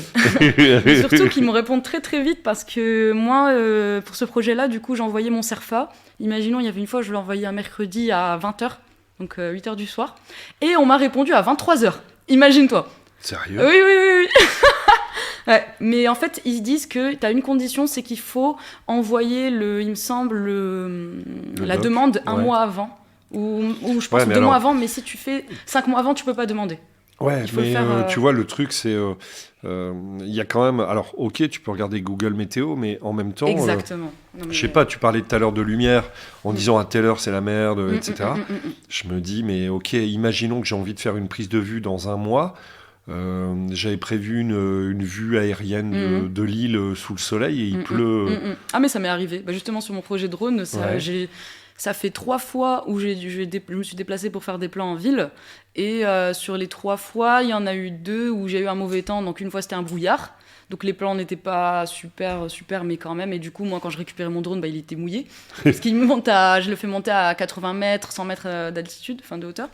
Et la dernière fois, du coup, j'ai pas pu le faire parce que il pleuvait toute la journée, alors que j'avais prévu... la météo avait prévu, mais après, c'est difficile parce qu'il faut quand même prévoir une semaine avant là, pour l'autorisation. Moi, je l'envoie une semaine ou voire 10 jours, 2 semaines avant. Et du coup, malheureusement, il pleuvait ce jour-là et du coup, j'ai pas pu le faire. Et du coup, toi, parce que moi, je m'intéresse au drone, mais vraiment par curiosité. T'as un vrai boîtier sur le drone ou Oui. Enfin, non, je reformule ma question, pardon. Tu mets ton boîtier perso sur le drone ? Non, c'est un drone équipé d'un appareil Exactement. photo. En fait, moi, j'utilise le DJI Mini 2. Donc c'est fait pour la vidéo et la photo, donc ça filme en 4K, ça fait aussi des photos. On a une manette où on peut le contrôler, le déplacer, et on utilise en fait notre propre téléphone avec l'application DJI. Ce qui fait que tu vois tes images en direct. Exactement. Ah oui, c'est ça. C'est la question que je me posais, je me dis mais merde, comment tu peux être sûr de ta prise d'image ? Ah oui. Après t'en as qui n'utilisent pas ou qui utilisent en fait une vision pour faire de l'FPV. Donc ce qu'on appelle FPV, en fait, c'est la manière de conduire un drone de façon assez sportive où les mouvements bougent beaucoup. Et par exemple, on en voit souvent, par exemple, des conducteurs professionnels de drones, des pilotes de drones professionnels qui font ça, par exemple, dans des lieux où il y a l'urbex ou désaffectés, où ils passent dans des fenêtres, des couloirs très, très, très fins, et ils arrivent avec dextérité, ils sont trop forts à pouvoir faire des vidéos très rapides à travers du coup les bâtiments et c'est super beau. Mais moi je suis pas à ce niveau-là. Ouais. Et la question peut paraître conne, mais il y a des licences de pilotage Oui. Alors tu as des formations. Je continue à en parler. Il y a en fait la plateforme Alpha Tango qui est la plateforme officielle pour l'enregistrement et l'immatriculation des drones, parce que en fait tous les drones il faut en fait les immatriculer auprès de l'État, donc pour avoir un numéro qui soit lié à ton nom, etc. Parce que par exemple dans mon drone en fait j'ai un numéro ou que je dois coller dessus, etc. Donc il y a toute une législation à respecter par rapport à ça, mais ce que je comprends totalement. Et du coup en fait moi j'ai fait exprès de prendre un drone qui pesait 249 grammes parce que en fait au-delà des 250 grammes il faut absolument passer une formation de pilotage de drone avec un certificat. En dessous de 250 grammes on n'en a pas besoin. Ah ouais. Et du coup, c'est des formations, je me rappelle plus des tarifs, etc. Mais c'est quand même assez onéreux, ça prend un petit peu de temps. Mais du coup, moi, je l'ai utilisé j'ai acheté justement ce modèle-là pour pouvoir le conduire sans faire de formation. Par contre, sur Alpha Tango, on a beaucoup de formations de base, par exemple, savoir piloter en zone agglomérée, les règles de sécurité, etc. Ça, par contre, il faut le faire. Mais ça prend une petite soirée pour apprendre et puis c'est super intéressant. Tiens, je passe encore à une autre question, mais est-ce qu'il y a des gens qui t'inspirent ou qui t'ont inspiré ? Ah ouais, grosse question. Alors là, on va avoir le droit à Godard, non ? Hasard. Qui m'ont inspiré, je t'avoue. Enfin, c'est de tout et de rien. Ça peut partir. Enfin, ça peut être des films, comme ça peut être du cinéma, comme ça peut être c'est des personnes, comme ça peut être des photographes.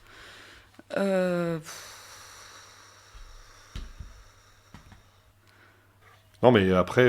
Je t'avoue, j'ai tellement d'inspiration que je ne pourrais même pas te sortir les noms. J'ai pas du tout préparé cette question-là. Ok, mais t'inquiète.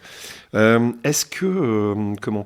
Ouais, c'est vrai qu'on n'en a pas parlé, mais donc toi, évidemment, tu as une culture cinématographique énorme. C'est mieux les plateformes ou le cinéma ? À la question qui fâche.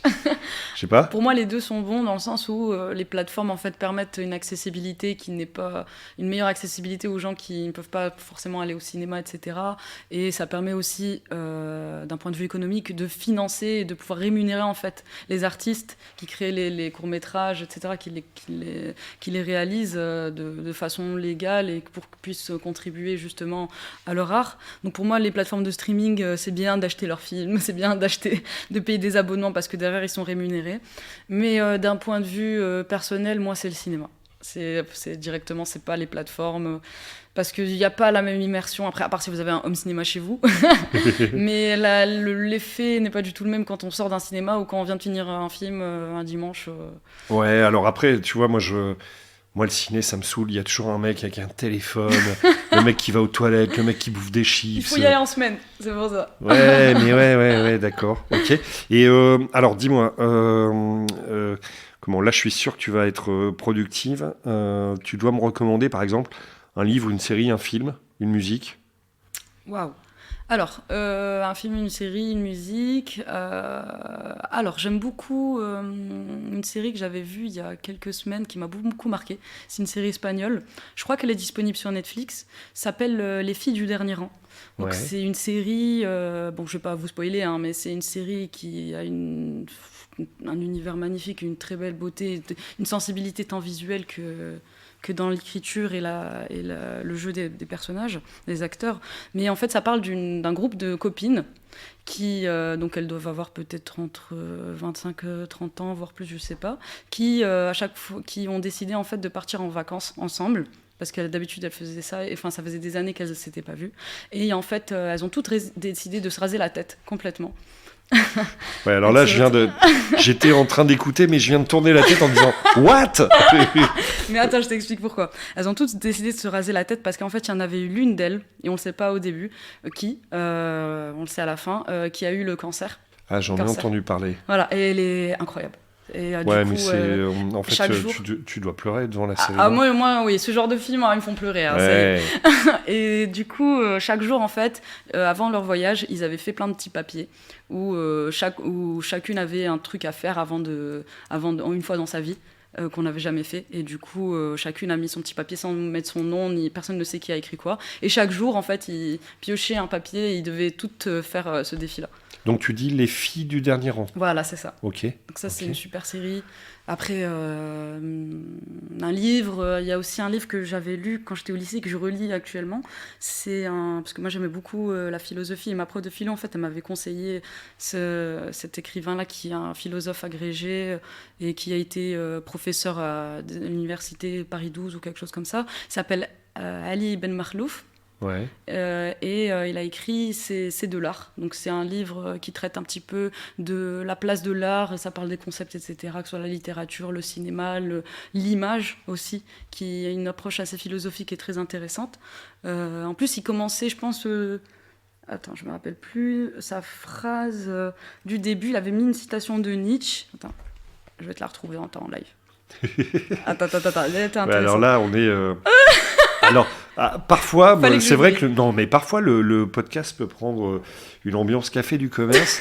Et là, j'ai l'impression d'être dans un café littéraire. Ouais, c'est ça. Limite, on est au Flore à Paris, vous voyez. Oui, alors t'es bien la première à me parler de Nietzsche. Je pourrais vous en parler pendant des heures, mais j'ai bien peur de vous saouler. Non, je plaisante. En fait, j'ai déjà essayé, mais malheureusement, j'ai du mal à accrocher au concept. Alors là, je pense que je l'ai trouvé. Voilà. Ça cherche. Alors, c'était juste « Nous avons l'art pour ne pas mourir de la vérité ». Ok. Vous avez 3 heures. Voilà. Et après, on ramasse les copies. Voilà, c'est ça. Ok. Moi, je trouve ce bouquin, si vous n'avez pas forcément... Parce que moi, je lis plus trop de fiction, etc. Si vous avez envie de changer un peu d'air et vous avez besoin de concepts, etc., c'est un super bouquin à lire, qui est très intéressant. D'ailleurs, il parle de Hitchcock aussi, des fois. J'aime beaucoup. Ok. Voilà. Et film, là, tu peux pas me dire que t'as pas d'idée, c'est pas possible. Mais par contre, t'es obligé de faire un choix, nécessairement. Ah ouais, c'est dur. Après, on va rester dans les classiques. Parce qu'il y a beaucoup de films contemporains que j'aime vraiment beaucoup. Il y a, en fait, À bout de souffle. Ouais. En fait, pour moi, qui a été un film qui m'a vraiment mis les étoiles dans les yeux quand j'étais au lycée, en option cinéma. Parce que c'est un film, en fait, qui a cassé les codes. Du coup, c'était le mouvement de la Nouvelle Vague, qui est un mouvement français, qui est très, très intéressant et très marquant dans l'histoire du cinéma, où, en fait, il a cassé complètement les codes de synopsis, l'histoire, etc., où il a mis en scène, en fait, des acteurs et une écriture d'un dialogue qui n'avait pas d'intérêt, qui n'avait aucun sens, il met en scène, en fait, par exemple, un couple qui fume leur clope, qui se disent un dialogue qui n'a pas forcément de sens, c'est très en fait ça a cassé les codes du cinéma, c'est-à-dire que on pouvait faire du cinéma et faire passer des choses sans pour autant faire une histoire avec une intrigue, quelque chose de concis, et en fait ça crée une certaine libération par rapport à ce domaine-là. Ok. Est-ce qu'il y a des valeurs auxquelles tu es fortement attaché ? Alors, ce que j'appelle valeurs, en gros, est-ce qu'il y a des mots, je sais pas, s'il y avait 2-3 mots pour dire, moi, Cyrine, le plus important pour moi, c'est tac, tac, tac. Pour moi, je pense premièrement, du coup, à l'ouverture d'esprit. Parce que pour moi, c'est vraiment la base, en fait, de tout... De tous nos échanges, etc. C'est qu'il faut toujours être curieux, l'ouverture d'esprit, savoir écouter, le respect aussi pour moi, l'ouverture d'esprit, le respect, et un autre mot, partage. Par ma culture marocaine, parce que pour moi ouais, ça c'est la base. C'est la base, quoi. Ouais, pour moi, c'est clair. Il faut partager, il faut donner, et c'est en donnant, en fait, qu'on se rend compte de la personne qu'on a en face de nous. Sans donner, sans attendre de recevoir. Voilà, ouverture d'esprit, respect et partage. Ok. S'il y a des gens qui veulent... comment on fait pour te suivre, te contacter ? Moi, je pourrais mettre des liens sur l'épisode, mais je sais pas, il y a quelqu'un qui nous écoute et qui se dit j'ai envie d'en savoir plus sur ce que fait Cyrine. Comment on fait ? Alors, c'est très simple. Soit j'ai mon site internet, donc mon entreprise, c'est CiCi-JPEG. Donc Cici comme mon prénom Cyrine, et JPEG, en fait, qui est un format photo. Donc Cici-6 jpeg.com. Okay. Et sinon, sur Instagram, c'est cici.jpeg. Okay. Donc ça, c'est les manières les plus simples de me contacter. Et je répondrai avec plaisir. Ok, ça marche. T'as le droit de me poser une question, t'es pas obligé, mais est-ce que t'en as une ? Est-ce que ça va ? Rien de... Alors ouais, écoute, ça pour le coup c'est simple. Ouais, écoute, ça va plutôt bien. Est-ce que ça te manque le Maroc ? Ah ouais, clairement. Non mais oui, ça me manque beaucoup. Et en même temps, tu vois, je suis hyper partagé sur le sujet. Là, on enregistre. Il y a quelques jours, il y a eu cette fameuse demi-finale de Coupe du Monde France-Maroc. J'ai effectivement passé une partie de ma soirée avec mes copains marocains. Alors, pour le coup, on se tirait même pas la bourre. En fait, bizarrement, j'ai trouvé ça drôle, c'est que chacun prenait la défense de l'autre. En disant, je disais, putain, c'est pas juste, le Maroc aurait dû marquer. Et puis, les autres de dire, punaise, le Maroc aurait dû prendre un carton. Enfin, je trouvais ça assez marrant. Mais oui, ça me manque. Et en même temps, j'y suis jamais reparti pour une raison assez simple, c'est que j'ai peur d'être déçu. En fait, je serais pas déçu par les gens parce que j'ai gardé le contact après 20 ans, donc il n'y a pas de sujet là-dessus. Mais je me dis, merde, tout a dû se moderniser, ça a changé, peut-être trop s'européaniser avec des codes. Tu vois, moi, quand j'habitais Casa, au départ, il n'y avait pas de magasin. Enfin... Pas de grands magasins. Je m'explique. Ouais, non, on la refait. En fait, quand j'habitais au Maroc, Il y avait, à l'époque, Marjane, pour ceux qui ne voient pas, c'est un Auchan, Carrefour, mais vraiment avec les mêmes codes qu'en France. Mais globalement, pour s'habiller, il y avait pas de magasin européen. Et en fait, moi, quand j'ai quitté, c'était l'ouverture des Hokaidi, des Zara, donc c'était 3 ans et demi après mon arrivée. Évidemment, ces chaînes-là, elles faisaient un carton avec un niveau de prix que je trouvais intelligent, d'ailleurs, qui avait été plutôt adapté au pouvoir d'achat des gens. Et en même temps, je me dis, ben merde, moi, tu vois, il y a un truc qui m'emmerde en France, c'est quand tu vas dans une ville, un village, alors, soit t'as rien, c'est-à-dire, je le dis souvent, mais au mieux, t'as un bar, un coiffeur, une banque, et que des agences immobilières, et ça a tendance à m'agacer. Et à l'inverse, tu vas dans d'autres villes où tu as des Zara, des H&M, et pourtant, je viens de ce milieu-là, donc j'ai pas de problème à le dire, mais putain, il n'y a pas une ville qui ressemble plus qu'à une autre, enfin, qui se différencie d'une autre, dans le sens où je me dis, mais moi, je m'en fous, en fait, d'avoir des Zara et des H&M tous les 500 mètres, j'arrive à vivre sans, d'accord ? Et donc, je me dis, punaise, si je repars à Casa, qui, pour moi, est quand même une des villes au monde, enfin, moi, j'ai pas mal voyagé, et je me dis... Il y a vraiment 2 endroits au monde où j'adorais sortir. C'était Hong Kong et Casablanca. Et pour moi, Casablanca, putain, mais Paris, Lille, vous faites ce que vous voulez. J'ai jamais rien trouvé de mieux. Et avec des styles complètement différents entre le cabaret oriental du coin ou voilà. Le truc vraiment du bled, quoi. Mais il y a un endroit où je sortais tout le temps qui s'appelait l'Armstrong. Je sais pas s'il existe encore, mais un truc en cave où le principe c'était de faire que du live avec des groupes invités qui venaient pour 5-6 semaines. Et moi, parfois, quand j'aimais le groupe, j'y allais tous les soirs, quoi. Et puis des endroits plus européens, mais avec le côté climat qui fait qu'on peut danser dehors, voilà. Donc tout ça, je me dis, ouais, le Casa by Night, c'est vraiment un truc que j'adorais. Et je pense que j'avais tout essayé à l'époque, enfin, tous les endroits.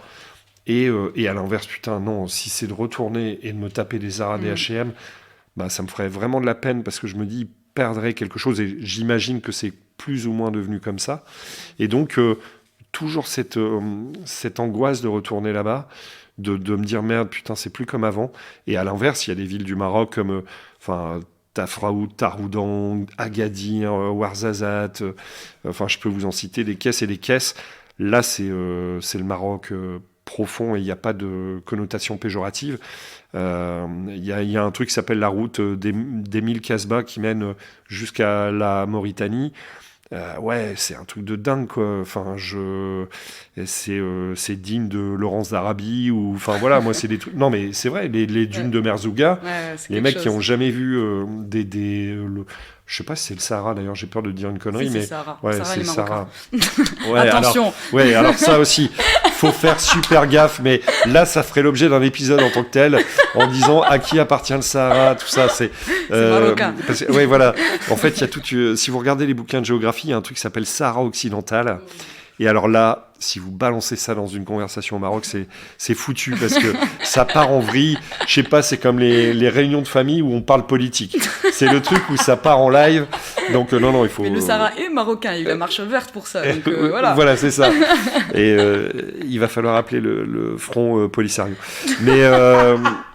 Donc non, mais blague à part, voilà, oui, ça me manque et surtout les gens parce que j'ai jamais connu rien de tel et pourtant putain j'ai voyagé. Mais ouais, mais voilà, ouais, la peur d'être déçu et je peux te dire que les sollicitations, j'en ai eu plein. Vraiment beaucoup soit de copains qui vivent là-bas. En plus, mes meilleurs copains aiment pas prendre l'avion, donc fatalement c'est plutôt à moi de m'y coller, mais ça me saoule. Et voilà, donc. Ça a bien changé depuis 15 ans. Ouais, ça fera bientôt 20 ans même que j'ai quitté, je crois, mais voilà. Ok. Est-ce qu'il y a un sujet qu'on n'aurait pas abordé ensemble et que tu aurais aimé qu'on aborde ? Je suis chiant avec mes questions, non ? Non, pas du tout, c'est super intéressant. Après, je pense qu'on a un peu parlé de tout. On a fait le tour, mais je voulais juste en profiter pour dire en fait à ceux qui nous écoutent et ceux particulièrement qui veulent vraiment se lancer un jour tout de suite ou pas, ou que ce soit de façon passion ou pas dans la photo, la vidéo, foncez. N'écoutez pas ce que vos proches disent, ce que vos entourages disent. Foncez. Si vous aimez ça, vous le sentez, créez, faites ce que vous voulez, prenez un appareil photo, même si ça peut être un vieil argentique de 50 balles ou un appareil photo digital qui vous a coûté 100 balles, on s'en fout, ou du grenier de votre grand-père, vous le prenez et juste créez et faites-vous plaisir. Faites-vous plaisir, même si ça colle pas peut-être parce qu'il y a aussi des standards de photos, un peu un certain esthétisme qu'on voudrait atteindre. Faites ce qui est vous et faites ce que vous voulez et pas comme ce que les autres veulent que vous fassiez et foncez. C'est qu'en testant, en essayant que vous aurez votre réponse. Ouais, c'est clair. Et puis, je pense que... Enfin, je connais pas le métier de la photo, mais je lis sur pas mal de sujets et je me dis, on réussit pas nécessairement du premier coup. Enfin, exemple, Google, ils se sont plantés 5 fois avant de trouver leur truc, quoi. Et donc, je me dis, quand bien même tu démarres, ça marche moyen, c'est pas pour autant que tu dois lâcher l'affaire, quoi. Ah, mais c'est clair. Comme le mec d'AliExpress, là, Jack Ma. Ouais, mais c'est pareil. Voilà, on peut devenir millionnaire à 60 ans, vous en faites pas. Ah oui, donc tu vois, t'as un projet, tu me dis non, j'ai pas de plan de carrière et tout. Après, c'est sûr. Alors, peut-être que si tu nous fais un psychodrame à la française, c'est peut-être pas ça qui va faire que tu deviennes millionnaire, tu vois. Mais il faut toucher faut quand même rapporter ces petites touches de... Je sais ce que je voulais dire. Ouais, non mais je vois bien le genre, tu sais, le genre de dialogue, je t'aime, oui, mais notre amour est impossible. J'ai vu et revu. Vu, revu, mais excuse. Ok. Non, écoute, Cyrine, je te remercie beaucoup. Merci à toi pour l'invitation, c'était super. J'ai passé un bon moment. Et puis je pense qu'on a pas mal balayé le spectre. Oui, je voulais dire juste 2-3 mots, parce que c'est vrai que j'en parle rarement, mais il y a quand même 20% de l'audience qui est hors de France. Et donc, j'embrasse tous les francophones qui nous écoutent. Et plus particulièrement, donc a priori, il semblerait qu'on commence à démarrer plutôt correctement sur la région du Québec et en Australie. Pourquoi, j'en sais rien. Mais donc voilà, vous êtes francophone, vous nous écoutez de là-bas, je vous embrasse. Et puis, pour parler de France, hors de France métropolitaine, entre guillemets, merci à ceux qui nous écoutent en Corse et en Guyane. Donc voilà, ça c'est fait. Sur ce, je vais vous laisser, je vous embrasse. À la semaine prochaine. Ciao. Si tu es arrivé jusque-là, c'est que tu as écouté cet épisode dans son intégralité, et dans ce cas-là, je t'en remercie vivement. Si tu veux nous aider à remonter dans les moteurs de recherche, pour ça, il y a 3 solutions. La première, abonne-toi directement au podcast La Bonne Équipe. La deuxième, mets-nous des commentaires trop sympas et des évaluations qui vont avec sur les plateformes comme Apple Podcast ou Spotify. Et enfin, n'hésite pas à abonner de force tes amis ou ta famille, ça leur fera du bien. Sur ce, je te souhaite une bonne semaine et à la semaine prochaine.